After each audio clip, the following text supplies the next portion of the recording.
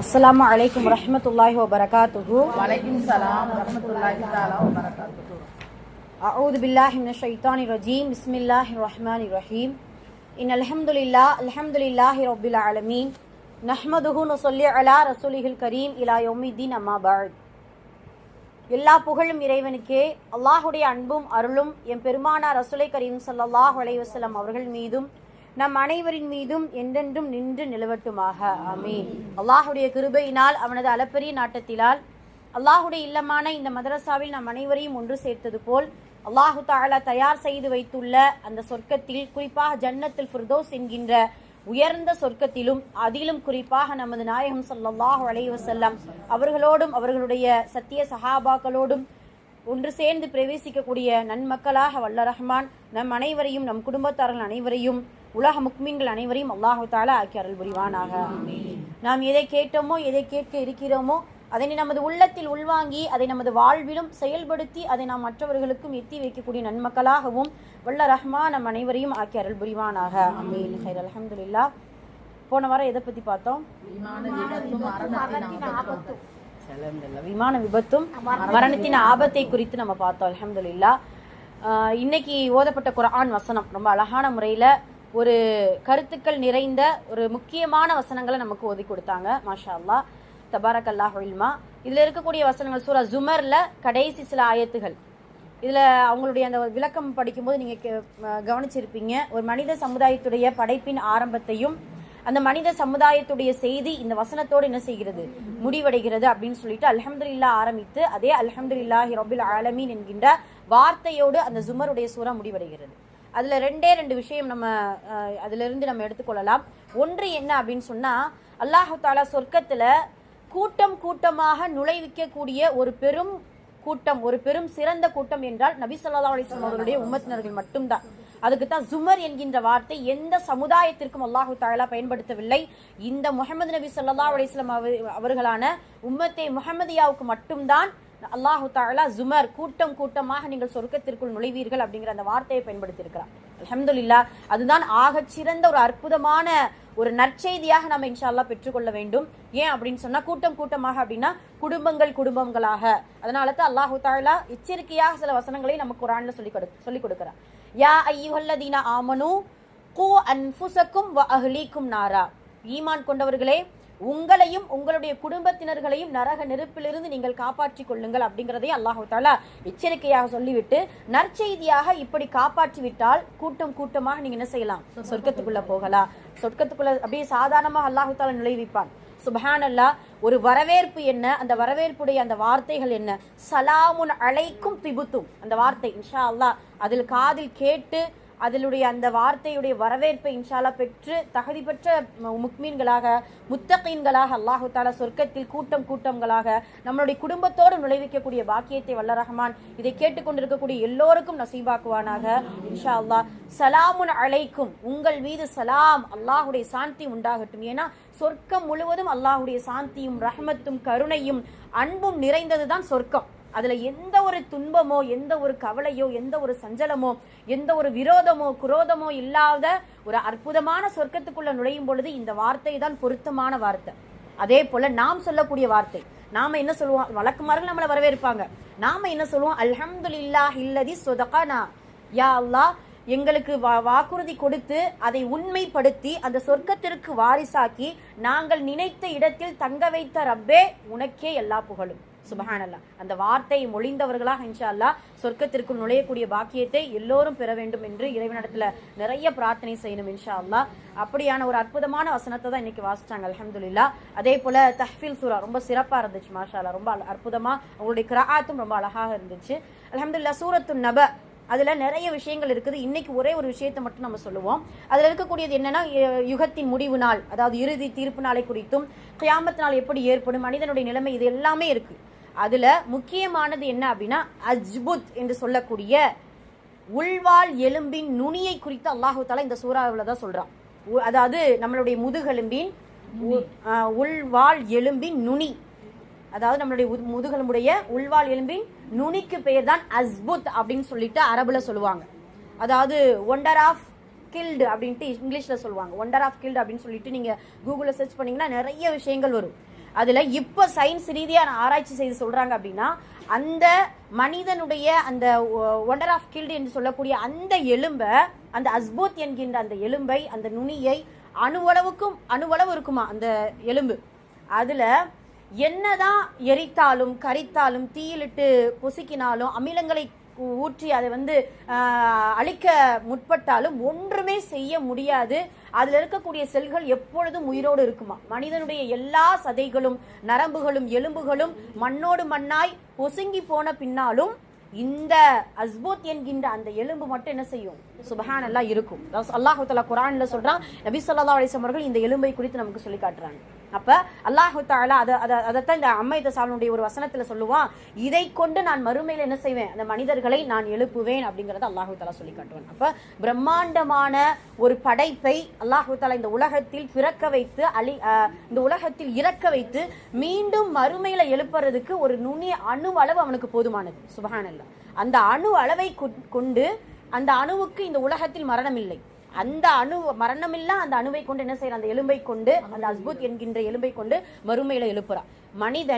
மனிதன் எப்படி அது எப்போ உருவாகுது அப்படின்னு சொன்னா, கருத்தரித்த 15வது நாளில் அந்த அஸ்பூத் என்கின்ற அந்த செல், அந்த நுனி, உள்வாள் எலும்பின் நுனி உருவாகுது. கருத்தரித்த 15 நாட்களில். சுப்ஹானல்லாஹ். எவ்வளவு அற்புதமான ஒரு படைப்பு. அல்லாஹ் அக்பர். எவ்வளவு நுணுக்கமாக இந்த மனித சமுதாயத்தை அல்லாஹ் படைச்சிருக்கான். அந்த 15 நாட்களில் உருவானதுக்கு அப்புறம் தான் அந்த கரு சிதை, அதாவது அந்த உருவாகி அதுக்கப்புறம் அதனுடைய உறுப்புகள், சதைக்கட்டிகள், ரத்தங்களாக, சதைகளாக, உறுப்புகளாக என்ன செய்யுது, அது வடிவங்களை மாற்றி கொடுக்குது. சுப்ஹானல்லாஹ். அப்படி அற்புதமான படைப்பிற்கு சொந்தக்காரனாக இருக்கக்கூடிய அந்த ரப்புல் ஆலமீன் தான் ஆகச்சிறந்த படைப்பாளன். சுப்ஹானல்லாஹ். அவனுடைய அந்த படைப்பை குறித்த சில அற்புதத்தையும் இந்த வசனங்கள் நமக்கு பேசுது அப்படிங்கறத நம்ம பார்க்கிறோம். ஆக இப்படி ஒவ்வொரு சூறாக்கள்ல இருக்கக்கூடிய சில கருத்துக்களையும் சில விஷயங்களை நம்ம படிச்சு ஆராய்ச்சி செஞ்சு பார்த்தோம்னா ரொம்ப பிரமிப்பா இருக்கும். அதெல்லாம் அந்த காலத்துல எந்த ஒரு கருவிகளும் இல்லாத, எந்த ஒரு இணையதளங்களுடைய இணைப்புகளும் இல்லாத 1400 வருடத்திற்கு முன்னால் ஒரு சயின்ஸ் பேசக்கூடிய ஒரே மார்க்கம் இஸ்லாமிய மார்க்கம் தான். அதை பேசக்கூடிய மனிதர் படிப்பறிவில்லாத ஒரு உம்மி நபி. அல்லாஹு தஆலா எவ்வளவு பெரிய இல்ம நபி ஸல்லல்லாஹு அலைஹி வஸல்லம் அவர்களுக்கு மறைவான ஞானத்தை குறித்து அல்லாஹு தஆலா சொல்றா அப்படிங்கறத நம்ம பார்க்கிறோம். அல்ஹம்துலில்லாஹ். இன்னைக்கு நம்ம எதை பத்தி பார்க்க போறோம் அப்படின்னு சொன்னா, சுப்ஹானல்லாஹ், அல்லாஹ்வுடைய கிருபையினால நம்ம ஹிஜ்ரியுடைய கடைசி மாதத்துல நம்ம இருக்கிறோம். இதோ அல்ஹம்துலில்லாஹ் ஹிஜ்ரி வருடத்தின் புத்தாண்டை நம்ம எதிர்நோக்கக்கூடிய அந்த காலத்துல இருக்கிறோம். அதனால கடைசி மாதத்தின், ஹிஜ்ரி ஆண்டின் கடைசி மாதத்தில் சிந்தனையில் எடுத்துக்கொள்ளக்கூடிய ஒரு 5 விஷயத்தையும் செயல்படுத்தக்கூடிய ஒரு 10 அமல்களை குறித்து நம்ம பார்க்க போறோம். 5 விஷயத்தை இன்ஷா அல்லாஹ் இந்த வருடத்தின் இறுதியில நம்ம இன்ஷா அல்லாஹ் சிந்தனைக்கு எடுக்க போறோம். அதே போல இந்த வருடத்தின் இறுதியில 10 அமல்களை இன்ஷா அல்லாஹ் இன்னும் அதிகப்படுத்த போறோம். ஏன் அப்படின்னு சொன்னா, இதுக்கு ஒரு உதாரணமாக நபி ஸல்லல்லாஹு அலைஹி வஸல்லம் அவர்கள் சொல்லக்கூடிய ஒரு அழகான ஹதீஸ். நபி ஸல்லல்லாஹு அலைஹி வஸல்லம் அவர்கள் சொல்றாங்க, அல்லாஹு தஆலா மலக்குமார்களிடத்துல விசாரிப்பானா. எப்படி மலக்குமார்கள் அல்லாஹ்விடத்துல வருடத்தின் இறுதி மாதத்துல நம்மளுடைய பதிவேடுகள் எல்லாம் அல்லாஹ்விடத்தில் சமர்ப்பிக்கப்படும் பொழுது அல்லாஹ் சொல்லுவான், வருடத்தின் இறுதியிலும் வருடத்தின் ஆரம்பத்திலும் யார் அதிகமான நல்லமல்கள் இஹ்லாஸோடு செய்கிறார்களோ அவர்களுடைய இறுதிக்கும் ஆரம்பத்திற்கும் நடுவில் செய்த சில பாவங்களை நான் மன்னிக்கிறேன், நீங்கள் தான் சாட்சி அப்படின்னு சொல்லிட்டு அல்லாஹு தஆலா மலக்குமார்களை சாட்சியாக்கி நமக்கு என்ன செய்யறான், ஒரு மன்னிப்பை வழங்குகிறான். சுப்ஹானல்லாஹ். அதனால இன்ஷா அல்லாஹ் இந்த வருடத்துல இறுதியில இருக்கக்கூடிய நாம் சில அமல்களை இன்ஷா அல்லாஹ் இன்னும் அதிகப்படுத்தி அல்லாஹ்வுக்கு பிடித்தமான அடியார்களாக இறுதியிலும் ஆரம்பத்திலும் இருப்பதற்கு அல்லாஹ் அருள் புரியணும். ஏன்னா நீங்க யோசிச்சு பாருங்களேன், துல்ஹஜ் மாதம் தியாகத்தை வெளிப்படுத்தக்கூடிய மாதம். கிட்டத்தட்ட நம்ம துல்ஹஜ் மாதம் ஃபுல்லாமே நிறைய இப்ராஹிம் நபியுடைய வரலாறுகள், தியாகத்துடைய சில சரித்திரங்களை குறித்து நம்ம பேசணும். அதே போலத்தான் முஹர்ரம் மாதம். இந்த துல்ஹஜ்ஜும் முஹர்ரமும் இஸ்லாமிய மார்க்கத்துடைய ஒரு மறக்க முடியாத சில வரலாற்று சம்பவங்களை உள்ளடக்கி இருக்குது. இந்த மார்க்கம் இவ்வளவு ஓங்கி வளர்ந்ததற்கு இந்த துல்ஹஜ்ஜும் முஹர்ரமும் ஒரு அற்புதமான காரணத்தை அல்லாஹு தஆலா நமக்கு இந்த மாதத்தை கொண்டு நமக்கு சொல்லிக் கொடுக்கிறான். இது உங்களுக்கு புரியுது இல்லையா? அதாவது சிறப்பான மாதத்துல இதுவும் 2. அப்ப அந்த சிறப்பிற்குரிய மாதத்துல நம்ம முடிவிலையும் ஆரம்பத்தில் நம்ம என்ன செய்யறோம், இருக்கிறோம். அல்ஹம்துலில்லாஹ். ஒரு 5 சிந்தனைகள். இந்த 5 சிந்தனைகளை கேட்கும் பொழுது இன்ஷா அல்லாஹ் இது ஒரு பயானாக கேட்காதீங்க.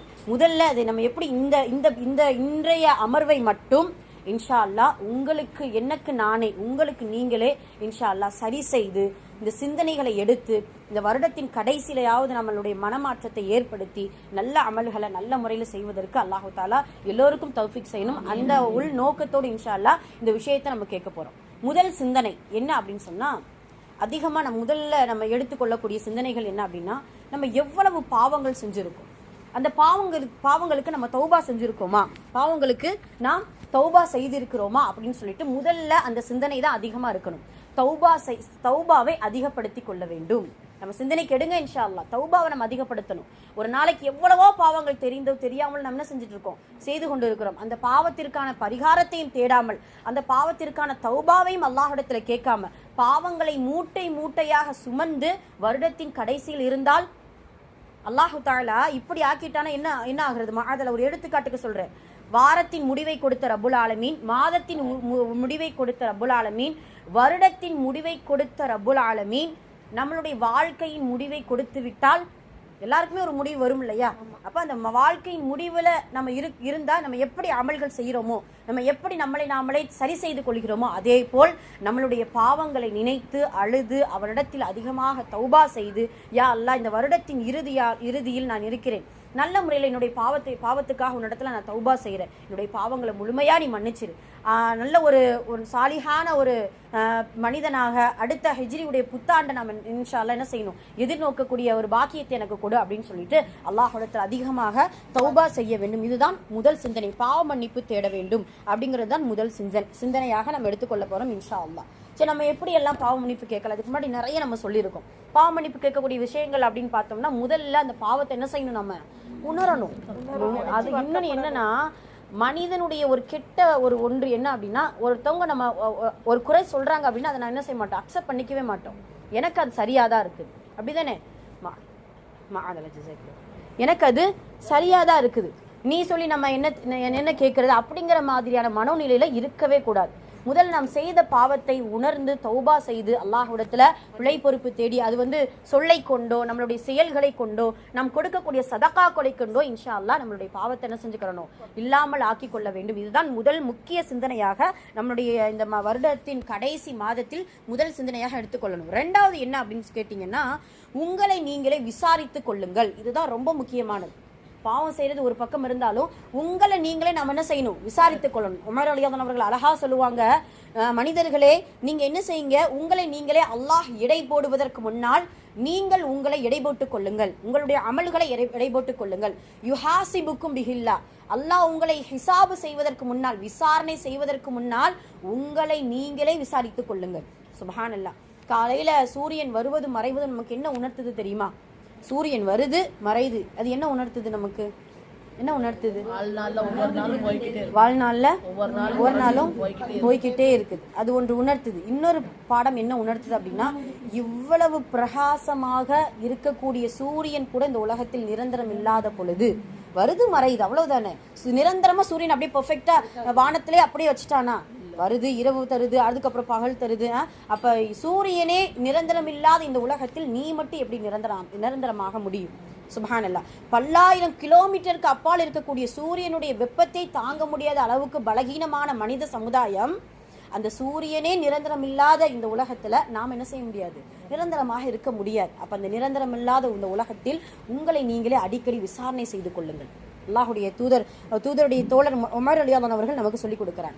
ஒரு முக்மீனுடைய சிந்தனை இப்படித்தான் இருக்கணுமா. ஒரு தாபிஈ இப்படி சிந்திக்கிறாரு, நான் சொர்க்கத்துல நுழைஞ்சிட்டேன். எல்லாருமே இப்படி சிந்திப்போமே, நான் சொர்க்கத்துக்குள்ள நுழைஞ்சு அந்த சொர்க்கத்துடைய பானம், அந்த சொர்க்கத்துடைய ஆறு, அந்த சொர்க்கத்துடைய மாளிகை எல்லாத்துலயும் போறேன், சாப்பிட்றேன், குடிக்கிறேன், சந்தோஷமா இருக்கிறேன், அந்த சொர்க்கத்தை சுத்தி பார்க்கிறேன், எல்லா இன்பங்களையும் நான் அனுபவித்து கொண்டு இருக்கிறேன். இது ஒரு பக்கம்.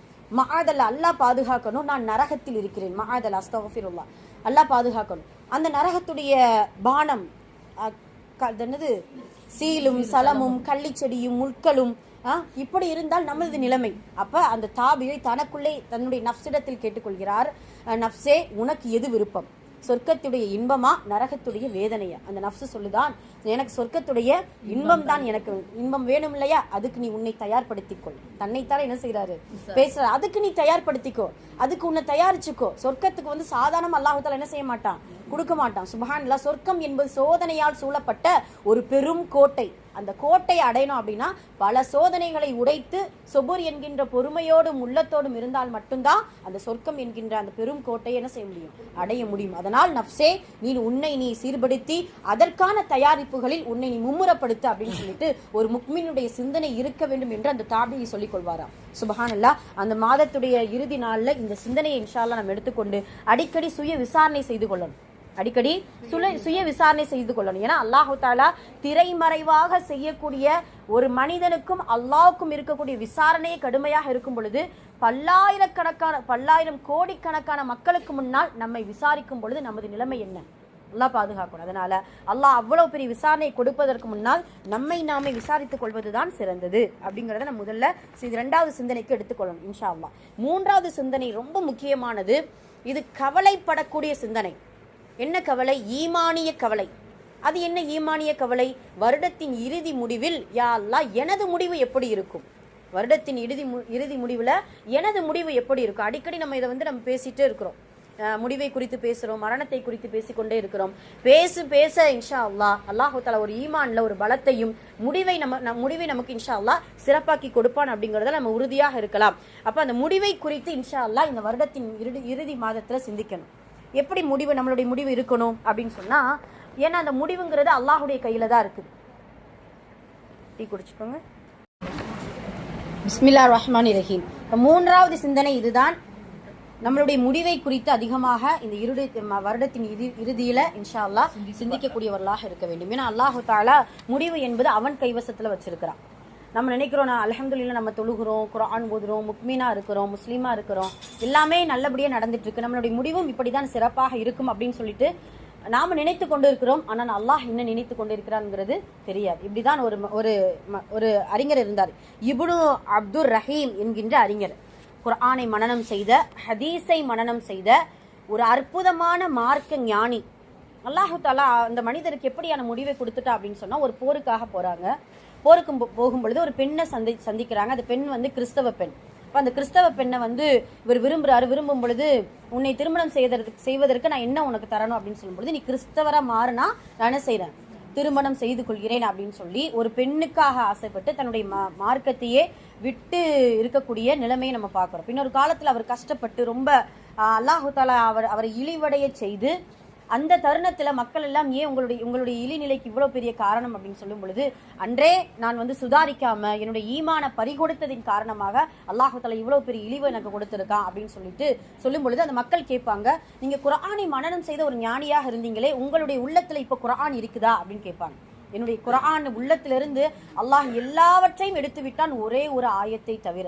அந்த ஆயத்தை மீண்டும் மீண்டும் அவருடைய மனசுல சொல்லிக்கிட்டே இருக்கிறாரு. அந்த ஆயத்தின் அர்த்தம் தான், தண்டனையை பார்க்கும் பொழுது, அந்த அநியாயக்காரன் தண்டனையை பார்க்கும் பொழுது உணர்வு பெறுவானான், நான் முஸ்லீமாக இருந்திருக்க கூடாதா, நான் இறைவனை முற்றிலும் வழிபட்ட மனிதனாக நான் இருந்திருக்க கூடாதா என்று அந்த மனிதன் பார்த்து கை சேதப்படக்கூடிய அந்த வார்த்தை, அந்த வசனம் மட்டும்தான் என்னுடைய உள்ளத்துல ஞாபகமாக இருக்குது. மற்ற எல்லா குர்ஆன் வசனமும் மறந்துருச்சு அப்படிங்கிறத அந்த ஞானி சொல்வாராம். அதில் அப்போ இவ்வளவு பெரிய ஒரு மார்க்க அறிஞருக்கு இவ்வளவு பெரிய நிலைமை அப்படின்னா நம்மளுடைய நிலைமை. அதனால் அல்லாஹ்விடத்தில் அதிகமாக முடிவை இன்ஷா அல்லாஹ் சிறப்பாக கொடுப்பதற்கு அல்லாஹ்விடத்தில் நம்ம என்ன செய்யணும், துஆ செய்யக்கூடியவர்களாக இருக்க வேண்டும். அது மட்டுமல்லாம நான்காவது விஷயம், இதுதான் ரொம்ப முக்கியமானது. நான்காவது சிந்தனைக்கு எடுத்துக்கொள்ளக்கூடியது என்ன அப்படின்னா, இவ்வளவு வருடம் இப்ப 1446வது வருஷத்துடைய இறுதியில நம்ம இருக்கிறோம். ஒரு பொறுமையா ஒரு வருஷத்தை மட்டும் நம்ம சிந்திப்போமே, அந்த ஒரு வருஷத்துல அல்லாஹ்வுக்கு செலுத்த வேண்டிய ஃபர்லான கடமைகளை நல்ல முறையில செலுத்தி இருக்கோமா? சின்ன சிந்தனை தான். ஃபர்லான கடமை, தொழுகை, நோன்பு, ஜக்காத், ஹஜ், எதெல்லாம் அல்லாஹ் ஃபர்லாக்கி நமக்கு கொடுத்திருக்கிறானோ அந்த ஃபர்லான கடமையில நம்ம கவனம் செலுத்தி இருக்கோமா அப்படிங்கறத முதல்ல நம்ம சிந்தனைக்கு எடுக்கணும். சுப்ஹானல்லாஹ். பேசிக்கா ஒரு தொழுகையை எடுத்துக்கோருவோமே, ஒரு நாளைக்கு 5 வக்து தொழுகையை, 5 வக்து ஃபர்லான தொழுகையை மட்டும் எடுத்துக்கொண்டால் அதுல எத்தனை இடர்பாடுகள், எத்தனை குறைகள்.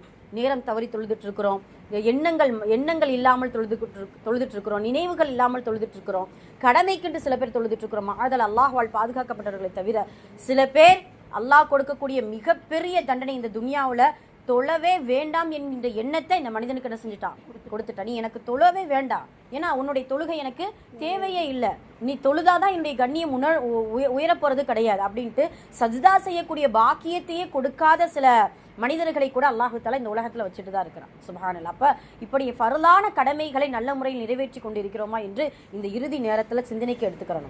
சுப்ஹானல்லாஹ். அந்த ஃபர்லான கடமைகளை நிறைவேற்றிட்டோம் அப்படின்னா அல்லாஹ்வுடைய ரஹ்மத் அவ்வளவு அற்புதமா கிடைக்குமா.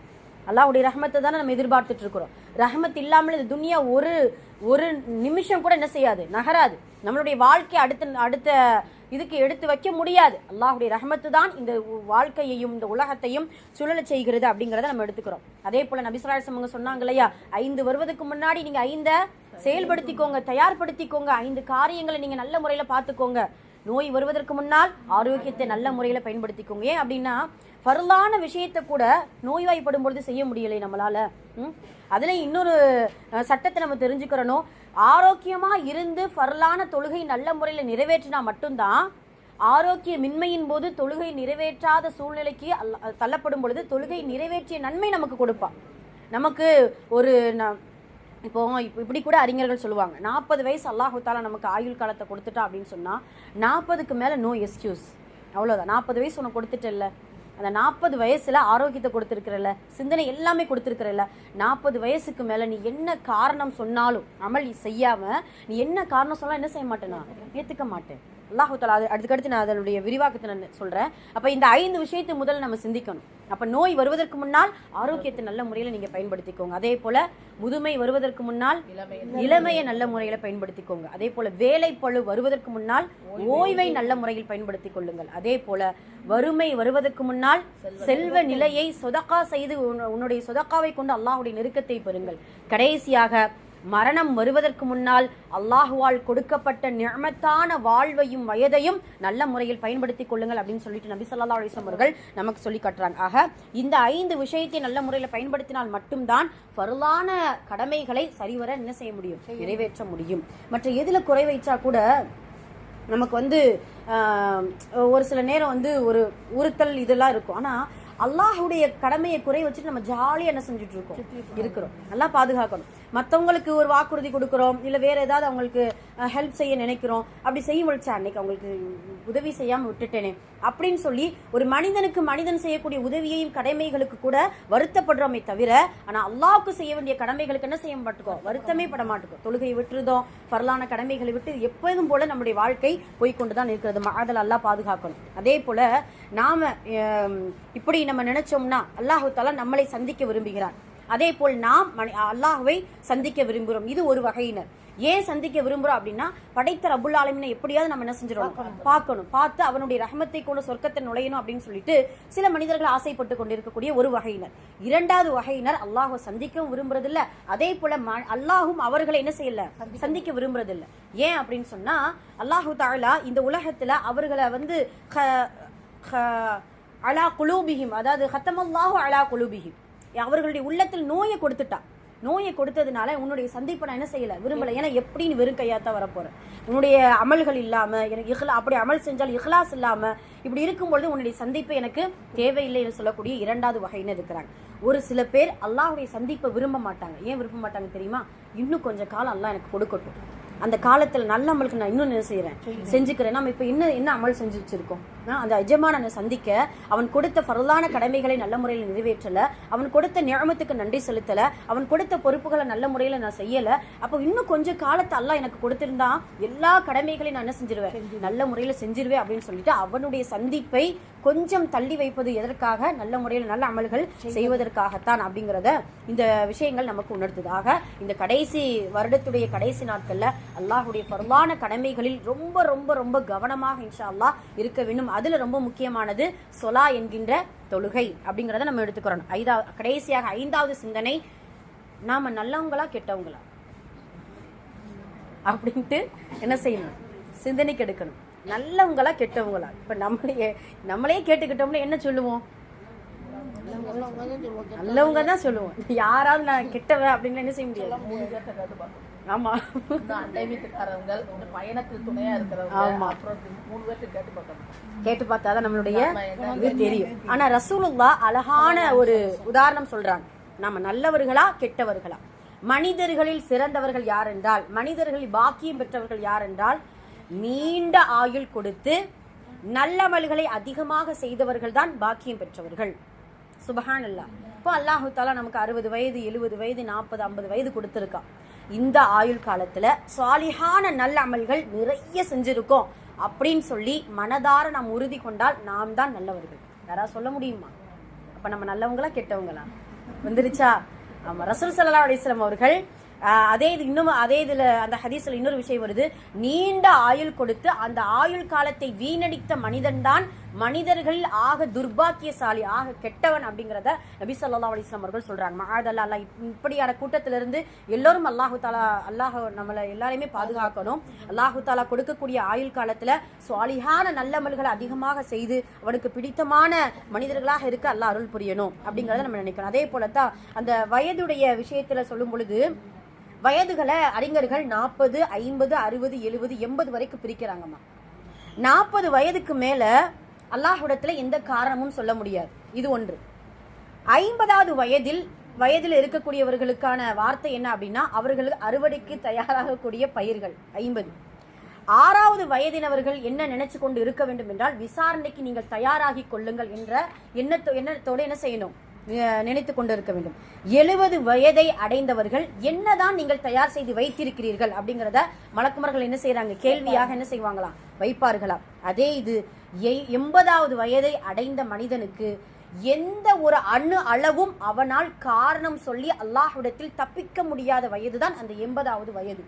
ஆக நம்ம எப்ப சுதாரிக்கணும், 40 வயது அடைஞ்சிட்டோம் அப்படின்னா அல்ஹம்துலில்லாஹ் இந்த துன்யாவுடைய பேராசை, பெருமை, பொறாமை, கெட்ட குணங்கள், மற்றவர்களிடத்துல கெட்ட எண்ணங்கள், இது எல்லாத்தையும் தூர விலகிவிட்டு 40 வயதிற்கு மேல் அழகான துஆ கூட அல்லாஹ் தஆலா என்ன செய்யறான், ரப்பி அவுஸிஅனி அன் அஷ்குர நிஅமத்தக அல்லதி அப்படின்னு சொல்லிட்டு அந்த துஆவை ஓதிய வண்ணம், யா அல்லாஹ் நீ கொடுத்த நிஅமத்துக்கு நன்றி, யா அல்லாஹ் எனக்கு என்னுடைய சந்ததிகளை சாலிஹான சந்ததிகளாக ஆக்கு, என்னுடைய துர்ரியா என்னுடைய வயதை நல்ல முறையில கழிக்கக்கூடிய பாக்கியத்தை கூட அப்படின்னு சொல்லிட்டு அந்த துஆவை ஓதி நல்ல முறையில் 40 வயதிலிருந்து அல்லாஹ் கொடுக்கக்கூடிய ஆயுள் காலத்தை கடந்து கொண்டோமேயானால் மனிதர்களில் ஆக சிறந்தவர்கள் நாமத்தான் இன்ஷா அல்லாஹ் இருப்போம் அப்படிங்கறத இந்த 6வது சிந்தனை. நல்லவர்களா கெட்டவர்களா என்று வருடத்தின் இறுதி நாள்ல நம்ம இன்ஷா அல்லாஹ் என்ன செய்யணும், சிந்திக்கக்கூடியவர்களாக இருக்க வேண்டும்.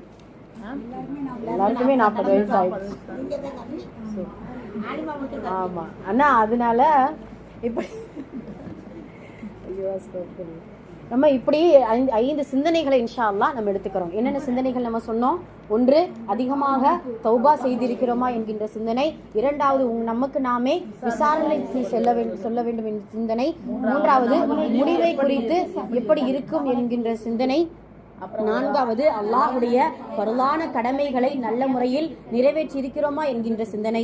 5வது, நாம் நல்லவர்களா கெட்டவர்களா என்கின்ற சிந்தனை. சுபஹானல்லாஹ். இப்போ நாம இந்த மாதத்துல இன்னும் ஒரு 10 நாள் இன்ஷா அல்லாஹ், இது கடைசி ஜும்ஆ, இந்த வருடத்தின் கடைசி ஜும்ஆவுல நம்ம இருக்கிறோம். அடுத்த ஜும்ஆவுக்கு இன்ஷா அல்லாஹ் முஹர்ரத்துடைய புத்தாண்டு நாட்கள்ல நம்ம இன்ஷா அல்லாஹ் என்ன செய்வோம், இருப்போம். அப்ப இந்த கடைசி ஜும்ஆவுல இருந்து அடுத்த ஜும்ஆக்குள்ள ஒரு 10 அமல்கள், அந்த 10 அமல்களை இன்ஷா அல்லாஹ் நம்ம செய்யக்கூடிய அமல்கள் இருந்தாலும் எப்படி துல்ஹஜ்ஜுடைய முதல் 10 நாள் நம்ம எவ்வளவு சுறுசுறுப்பா அமல் செய்தோமோ அதே போல நம்ம என்ன செய்யணும், இந்த இறுதி 10 நாள்லையும் அமல் செய்யக்கூடியவர்களாக இருக்க வேண்டும் இன்ஷா அல்லாஹ். முதல் அமல், அதிகமாக இந்த கடைசி வருடத்தின் கடைசி வாரத்துல அதிகமா திக்ர் செய்யணும் இன்ஷா அல்லாஹ். திக்ரை போல ஒரு அற்புதமான அமல் கிடையாதுமா. நீங்க திக்ரு செய்ய செய்ய சுப்ஹானல்லாஹ் உங்களுடைய உள்ளத்தில் இருக்கக்கூடிய கவலைகள், கஷ்டங்கள், சோதனைகள் எல்லாத்திற்கும் ஒரே தீர்வு திக்ருல்லாஹில் அக்பர். அல்லாஹுடைய ஆக மிகப்பெரிய அமலாக இருக்கக்கூடிய திக்ர் மட்டும்தான். அந்த திக்ர்ல பிரத்யேகமா கலிமா அதிகமா சொல்லுங்க, சலவாத் அதிகமா சொல்லுங்க. அல்லாஹுடைய தூதர் முஹம்மது நபி ஸல்லல்லாஹு அலைஹி வஸல்லம் அவர்கள் சந்தர்ப்பத்தில் சொல்லி தந்த திக்ருக்களை, துஆக்களை இன்ஷா அல்லாஹ் என்ன செய்யணும், அதிகமாக சொல்லக்கூடியவர்களாக இருக்க வேண்டும்.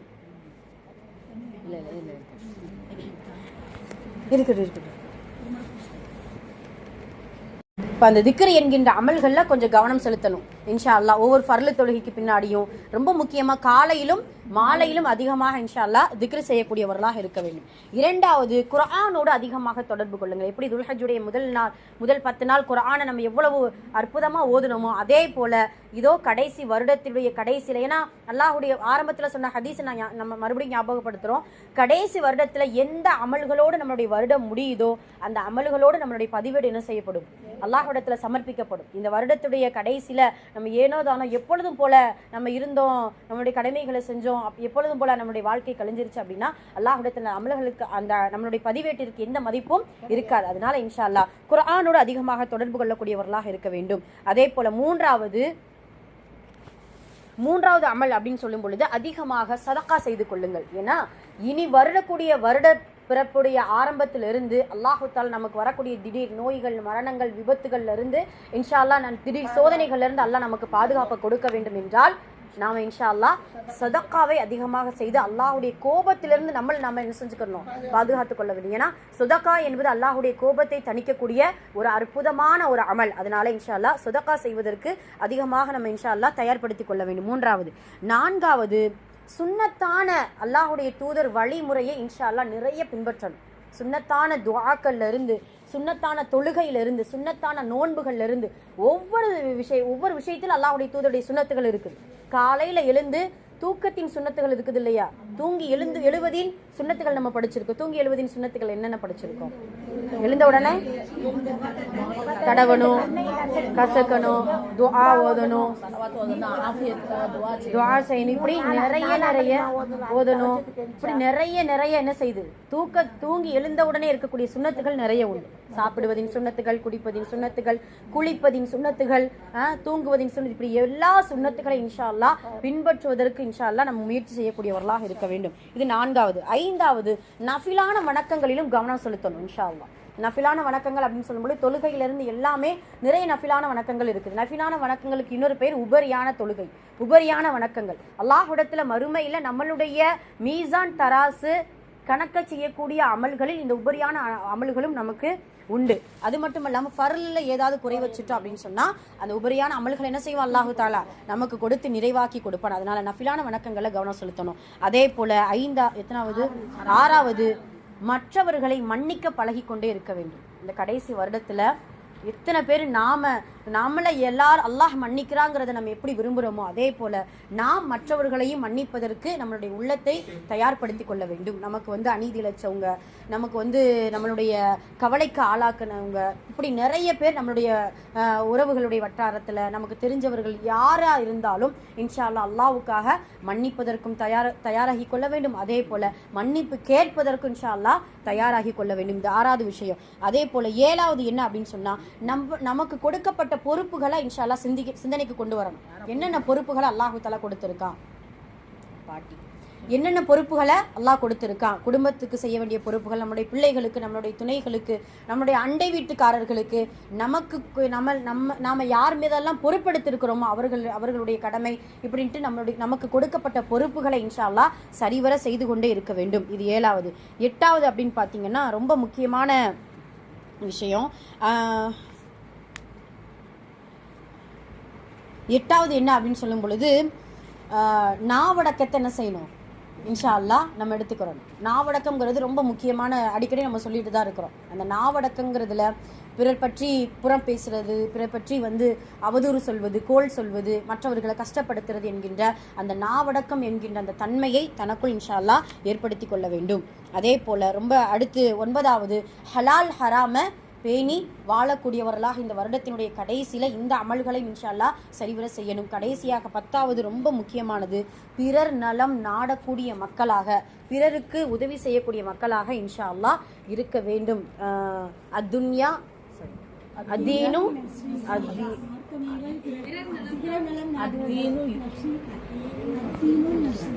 அதீனு நசீஹா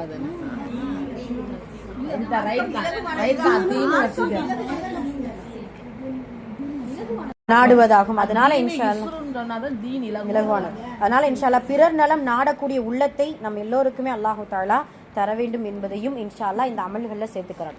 சுப்ஹானல்லாஹ். இப்போ இவ்வளவு 10 விஷயங்களையும் இன்ஷா அல்லாஹ் அமல் செய்வதற்கு நம்முடைய உள்ளத்தை தயார்படுத்திக் கொள்ளணும். அல்லாஹு தாலா இந்த வருடத்துடைய இறுதியில எல்லா கயிறு நலன்களையும் அல்லாஹு தாலா நம் அனைவருக்கும் தந்து, கவலைகள் கஷ்டங்கள் சோதனைகள்ல இருந்து அல்லாஹு தாலா மீட்சியை கொடுத்து, வரக்கத்தான வாழ்க்கையையும் சந்தோஷமான ஒற்றுமையான வாழ்க்கையையும் இம்மையிலும் மறுமையிலும் நம் அனைவருக்கும் நம் குடும்பத்தார்கள் அனைவருக்கும் தந்தல் புரிவானாக. ஆமீன். அவன் கொடுத்த நேரங்களையும் காலங்களையும் அவனுக்காக செலவு செய்யக்கூடிய மக்களாக இருப்பதற்கு அல்லாஹ் நம் அனைவருக்கும் தௌஃபீக் செய்வானாக. அல்ஹம்துலில்லாஹ். அவன் கொடுத்த நேரத்தை அவனுடைய கல்விகளை கற்றுக்கொள்வதற்கும் அவனுடைய கல்வியை தேடி இன்ஷா அல்லாஹ் வருவதற்கும் அல்லாஹ் நம் அனைவருக்கும் தௌஃபீக் செய்வானாக. அல்ஹம்துலில்லாஹ். நம்ம 2ஆம் வருடத்துடைய ஆரம்பத்தில் நம்ம இருக்கிறோம். அல்ஹம்துலில்லாஹ். நமக்கான தேவையான கிதாபுகள் வந்துருச்சு. இந்த கிதாபுகளை நம்ம கையில வாங்குறதுக்கு முன்னாடியே யா அல்லாஹ் முதல் வருடத்திலிருந்து இன்னும் சிறப்பாக 2வது வருடத்துல அந்த கல்வியை நல்ல முறையில ஒரு ஆர்வத்தோடு ஆசையோடு இன்ஷா அல்லாஹ் பயின்று அதன்படி நடப்பதற்கு யா அல்லாஹ் தௌஃபீக் செய் அப்படின்னு சொல்லி என்கின்ற உயர் சிந்தனையோடு உயர் நியத்தோடு இன்ஷா அல்லாஹ் அந்த கிதாபுகளை நம்ம வாங்கிக்கிடுவோம். ஏன் அப்படின்னு சொன்னா இப்னு அப்பாஸ் ரலியல்லாஹு அன்ஹு அவர்கள் சொல்லுவாங்க, ஒரு நாள் சூரியன் உதியுது, மறுநாள் மாலையில மறையுது, மறுநாள் சூரியன் உதியுது, மறுநாள் மாலையில மறையுது அப்படின்னு சொன்னா உதித்ததிலிருந்து மறையுது வரைக்கும் என்ன அமல் செஞ்சோமோ அந்த அமலை போன்று மறுநாள் இருந்துச்சுன்னா அவன் நஷ்டவாளின்னு சொல்றாங்க இப்னு அப்பாஸ் ரலியல்லாஹு அன்ஹு. 5 வக்து தொழுகிறோம், அதே போல் நாளைக்கு வெறும் 5 வக்து தான் தொழுகிறோம், வேறு உபரியான வணக்கங்கள் செய்யல, சுன்னத்துக்களை கடைபிடிக்கல, மற்றவர்களுக்கு பிற நலம் நாடலை இப்படின்னு சொல்லி நம்மளுடைய வாழ்க்கை அப்படியே போகுது அப்படின்னு சொன்னா நாம் நஷ்டவாளி ஆயிடுவோம். அதனால முதல் வருடத்தை விட 2வது வருடத்துல அதிகமா கத்துக்க போறோம் இன்ஷா அல்லாஹ். அந்த கத்துக்கிறதுக்கு கிதாபுகள் நமக்கு கிடைக்குது. ஆனா நம்மளுடைய உள்ளத்துல இடம் மட்டும் என்ன செய்யணும், இன்னும் அதிகமா வேணும். நம்மளுடைய நேரத்தை கொஞ்சம் அதிகப்படுத்திக்கிறணும். அல்லாஹ்வுக்கு கொடுக்கக்கூடிய அந்த டைம், அல்லாஹ்வுக்கு கொடுக்கக்கூடிய அந்த விஷயங்கள்ல இன்னும் கொஞ்சம் கவனம் செலுத்தி இஹ்லாஸோடு இன்ஷா அல்லாஹ் அமல் செய்து அதை நல்ல முறையில தகுதி வாய்ந்த ஒரு கல்வி திறன் கொண்ட ஒரு கல்வியில் மேம்பட்ட மக்களாக இருப்பதற்கு அல்லாஹ் நம் அனைவருக்கும் தௌஃபீக் செய்வானாக. ஆமீன். அகுலு கௌலி ஹாதா அஸ்தக்ஃபிருல்லாஹ் லனா வ லக்கும் வ ஆகிரு தஅவானா அல்ஹம்துலில்லாஹி ரப்பில் ஆலமீன். அஸ்ஸலாமு அலைக்கும் வ ரஹ்மத்துல்லாஹி வ பரகாத்துஹு.